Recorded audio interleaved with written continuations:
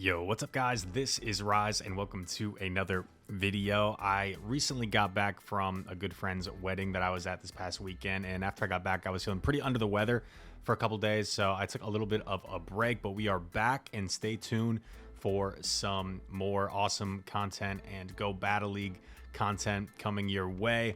But for now, we've got more teams as the Go Battle League shifts back to all three leagues, but we all know the Great League is kind of where it's at. It's where I think the majority of people like to play. It's where it's most accessible, and we have some top teams for you to welcome you back to the Great League if you're figuring out what you want to run. So without further ado, these are some teams from players that are top of the leaderboard right now in what they are running in the Great League. So let's get this badge out of the way. Let's scooch on over and start with these teams, breaking them down, a little bit of analysis. And we start with Kiebon, a trainer, I believe from Japan. I don't want to be wrong on that, but a terrific trainer, ranked 41 on the GBL leaderboard, running Shadow Torterra, Dunsparce, and Shadow Magneton. So if you're a trainer that likes to run a little bit more spice, maybe this is a team for you. Also, keep in mind the Dunsparce just got released, right? So it has a similar moveset, the same moveset as Dunsparce, so you could also opt for that possibly if you want to really spice it up.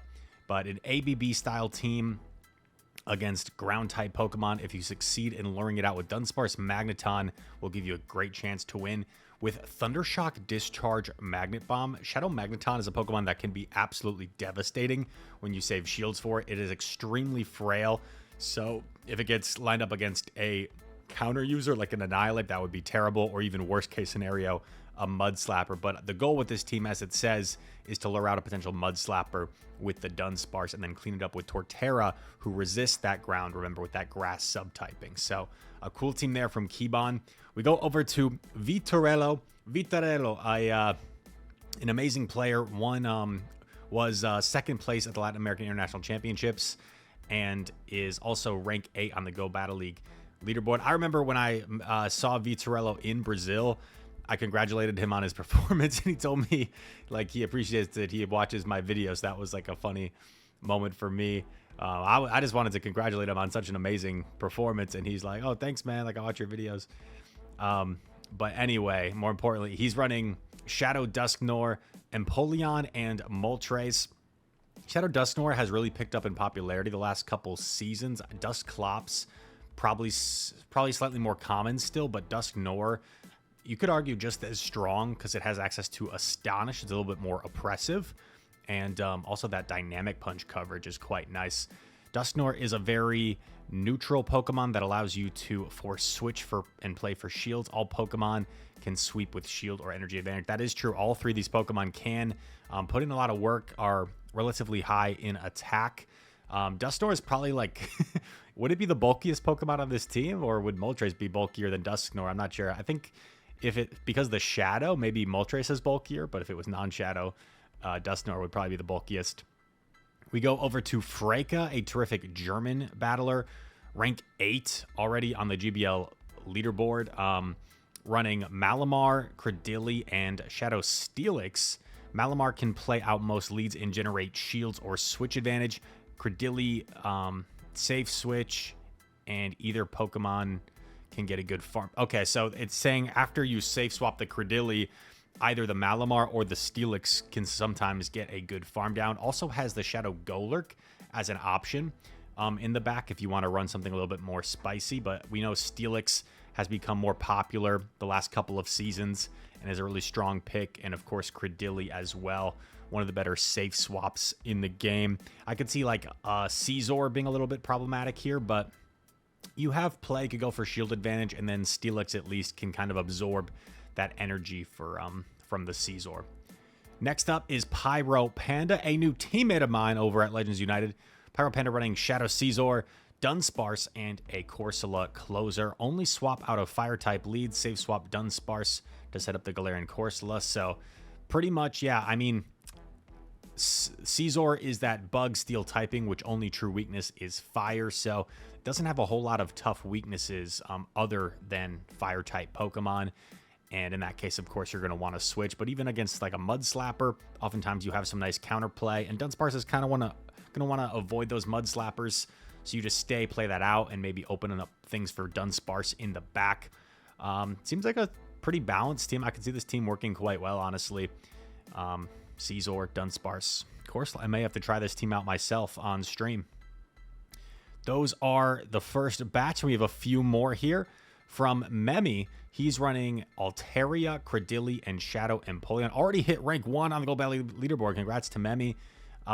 Play neutral, leads for shield advantage. Bulky opponents require teamwork. Interesting description there. Bulky opponents require teamwork. Okay. I feel like this team has decent bulk itself. Altaria, definitely a cool pick now with the increased energy generation of Dragon Breath.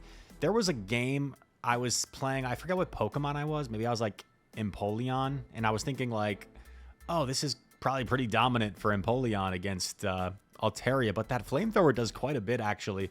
So it's not the most comfortable matchup. That Flamethrower provides it with some nice coverage.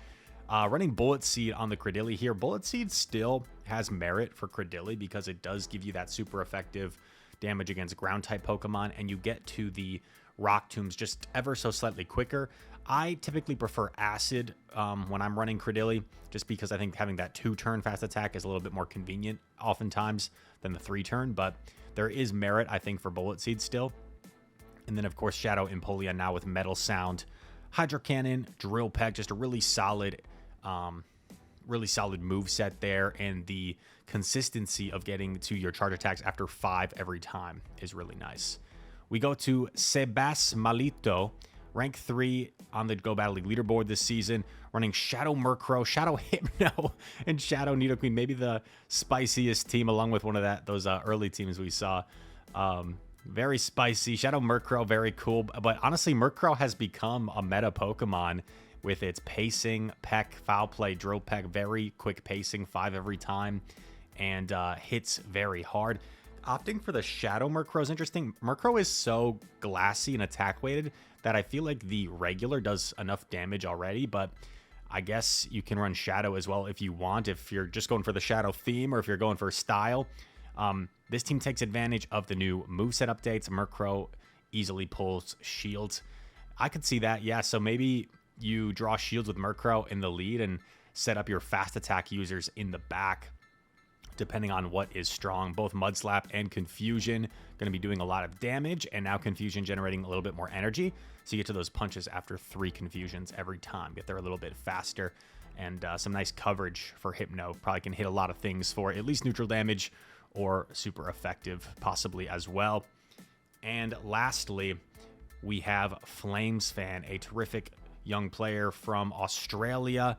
I believe, I could be wrong actually. I'm pretty sure he's from Australia, because unless he just won the event there, but he's actually, I'm pretty sure he's from Australia. Anyway, he's running Stunfisk, Golisopod, and Moltres.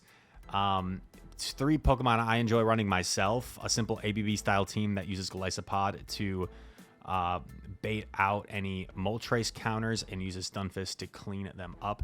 Yeah, makes sense. Moltres weak to Electric, also weak to Fairy, and that can also be said with Golisopod. Fairy's resisting that bug type damage, also weak to Electric type Pokemon. So I could see this team working quite well. This is the style of team I might run myself, so I might try this one. I might highlight Flamesfan team and Pyro Panda's team as 2 teams that I would definitely try to run myself.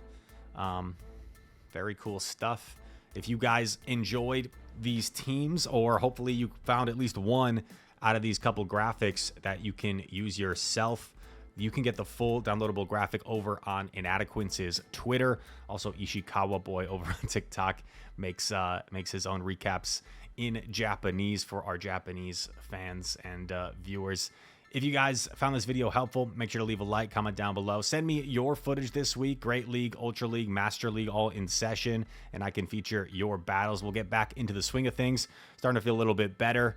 Was just kind of resting the past few days. I was feeling pretty sick, but we're getting back at it, and I am looking forward to it. All that said, thanks so much for watching, and I hope to see you guys in the next one. Peace.